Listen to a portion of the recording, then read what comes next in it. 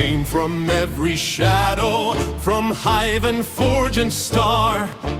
Bugs in endless numbers, bots in armored scars. The Illuminate fell from the void with lies and searing light. But we stood tall on broken ground and brought them all the fight.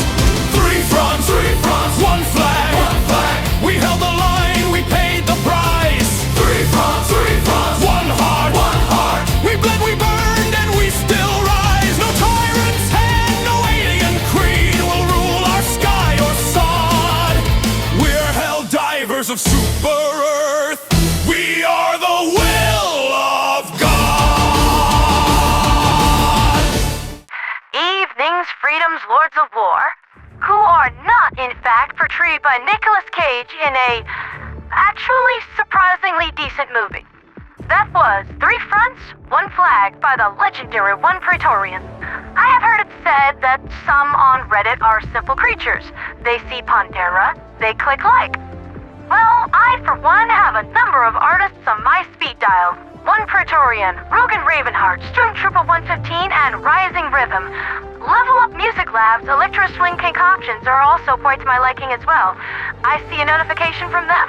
I click like, so I guess that I'm a pretty simple creature too. The top news of the evening. I'm gonna be honest here, Helldivers, that last MO was a tough one, and you called it in close. My husband has been trying to get me to stop biting my claws, and the Pod Divers bringing in their final contributions less than a half an hour before deadlines call were certainly not helping with that endeavor.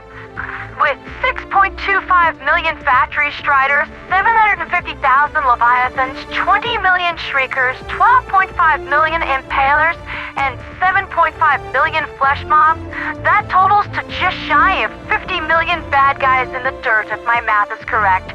While the Squid Divers were certainly bringing in the largest kills in terms of tonnage, the Bug Divers once again came through and did most of the heavy lifting here.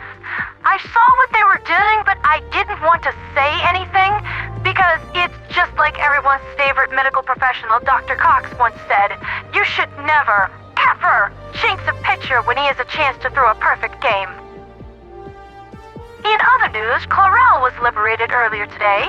The Deep Mantle Forge Complex and the Chlorel Port Orbital Service Yard are being carefully inspected for damage and signs of automaton sabotage.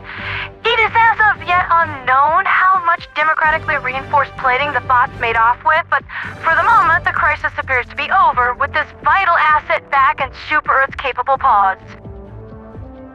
The Gunvold Republic made a statement today through their proprietary news service explaining their decision to ally with the Independence Concord, clarifying that this was a defensive measure against the Super Federation's wanton aggression.